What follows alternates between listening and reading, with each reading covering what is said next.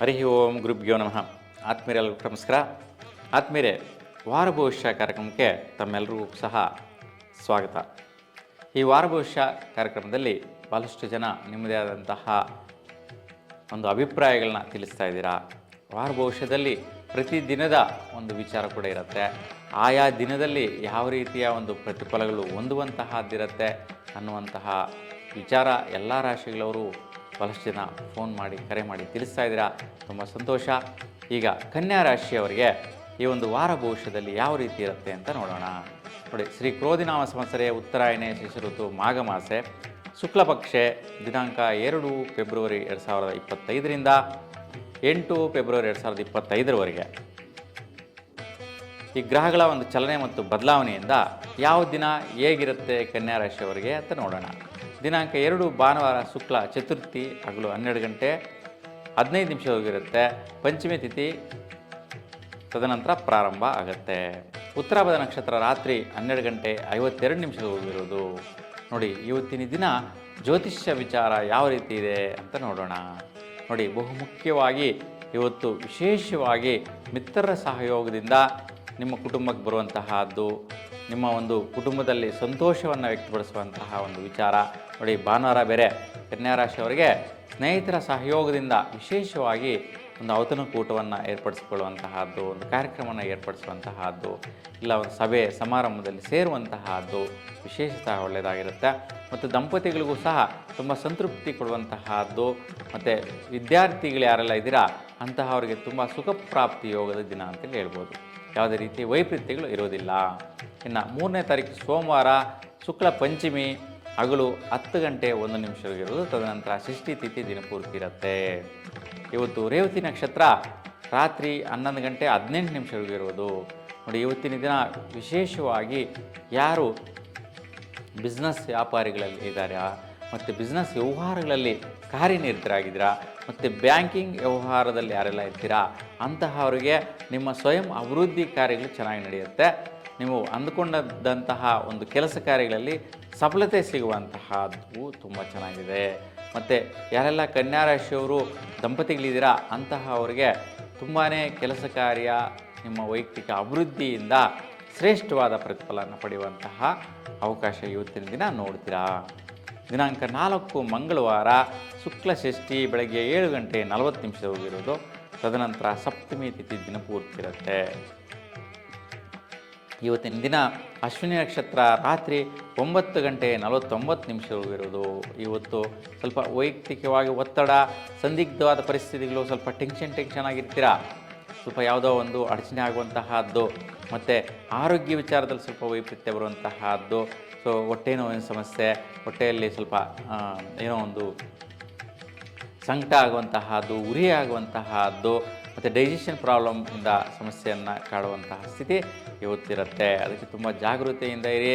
ಇವತ್ತಿನ ದಿನ ಬಿಳಿ ಏಕೆ ಗಿಡಕ್ಕೆ ಒಂದು 7 ಪ್ರದಕ್ಷಿಣೆಯನ್ನು ಮಾಡಿ ಈ ಒಂದು ದೋಷ ಪರಿಹಾರ ಆಗುತ್ತೆ. ಇನ್ನು 5ನೇ ತಾರೀಕು ಬುಧವಾರ ಶುಕ್ಲ ಅಷ್ಟಮಿ ತಿಥಿ ರಾತ್ರಿ 3 ಗಂಟೆವರೆಗೂ ಇರುತ್ತೆ. ನೋಡಿ, ಇವತ್ತಿನ ದಿನ ಭರಣಿ ನಕ್ಷತ್ರ 7 ಗಂಟೆ 35 ನಿಮಿಷವರೆಗೂ ರಾತ್ರಿ ಕಾಲ ಇರುತ್ತೆ. ನೋಡಿ, ಇವತ್ತು ರಥಸಪ್ತಮಿ ಆಚರಣೆ ಬೆಳಗಿನ ಜಾವ ಮಾಡುವಂತಹದ್ದು ವಿಶೇಷ. ನೋಡಿ, ಇವತ್ತು ಜ್ಯೋತಿಷ್ಯ ವಿಚಾರ ನೋಡಿದ್ರೆ ಭಾಗ್ಯ ಪ್ರಾಪ್ತಿಯಿಂದ ಧನಾಗಮ ಆಗುವಂತಹದ್ದು. ನೋಡಿ, ಯಾವುದೋ ಬರಬೇಕಾಗಿರ್ತಕ್ಕಂಥ ದುಡ್ಡು ಕಾಸು ಸೆಟಲ್ಮೆಂಟ್ ಆಗುವಂತಹದ್ದು, ಅದರ ಮುಖೇನ ದುಡ್ಡು ಕಾಸು ಬರುವಂತಹದ್ದು, ವಿಶೇಷವಾಗಿ ದಂಪತಿಗಳಿಗೆ ಸಂತೃಪ್ತಿಯನ್ನು ಕೊಡುವಂತಹ ವಿಚಾರ ಇವತ್ತು ನೀವು ನೋಡ್ತೀರಾ. ದಿನಾಂಕ 6ನೇ ತಾರೀಕು ಗುರುವಾರ ಶುಕ್ಲ ನವಮಿ ರಾತ್ರಿ 12 ಗಂಟೆ 51 ನಿಮಿಷವರೆಗಿರುತ್ತೆ.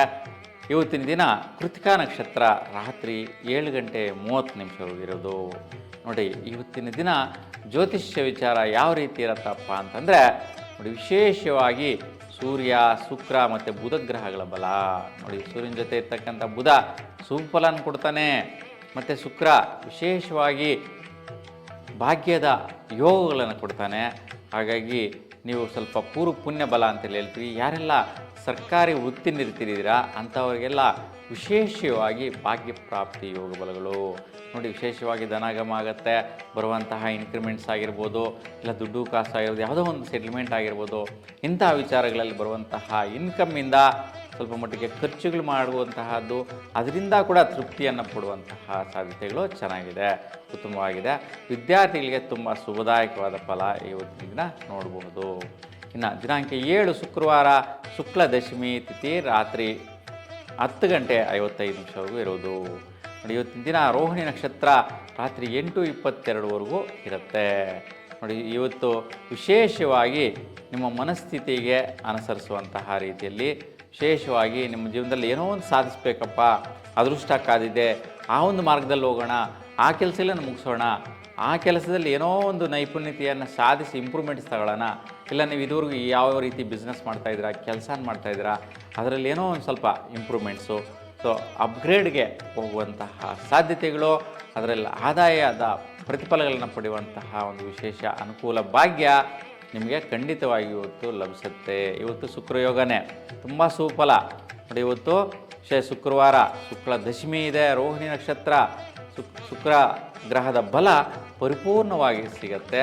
ನಿಮ್ಮ ಮನಸ್ಸಿಗೆ ಇಷ್ಟ ಆಗೋ ರೀತಿ ಮನಸ್ಸಿನ ಕೋರಿಕೆಗಳ ಪ್ರಕಾರ ಪ್ರತಿಫಲಗಳು ಸಿಗುವಂತಹದ್ದು ಇವತ್ತು ಇದೆ.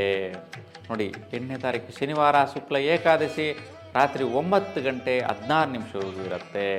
ನೋಡಿ, ಇವತ್ತು ವೃಕ್ಷಿರ ನಕ್ಷತ್ರ ಸಾಯಂಕಾಲ 6 ಗಂಟೆ 7 ನಿಮಿಷದವರೆಗೂ ಇರುವುದು. ನೋಡಿ, ಈ ನಕ್ಷತ್ರದ ಬಲ ಯಾವ ರೀತಿ ಇರುತ್ತೆ ಅಂದರೆ, ಯಾರೆಲ್ಲ ತುಂಬ ಶ್ರಮಿಕರು ಇರ್ತೀರಾ ಮತ್ತು ನಿಮ್ಮದೇ ಆದಂತಹ ಪ್ರಯತ್ನ ಕಾರ್ಯಗಳಲ್ಲಿ ಶ್ರದ್ಧೆಯಿಂದ ಮಾಡ್ತಾ ಇರ್ತೀರಾ, ಅಂತಹ ವಿಷಯದಲ್ಲಿ ಕ್ರಿಯಾಶೀಲವಾಗಿ ಕರ್ಮವನ್ನು ಪ್ರತಿಫಲವಾಗಿ ಪಡೆಯುವಂತಹದ್ದು. ಇವತ್ತು ಕೆಲಸನೇ ನಿಮಗೆ ಜಯ. ಎಷ್ಟು ಕೆಲಸ ಮಾಡಿದ್ರೆ ಅಷ್ಟೊಂದು ಪ್ರತಿಫಲ ಇದೆ.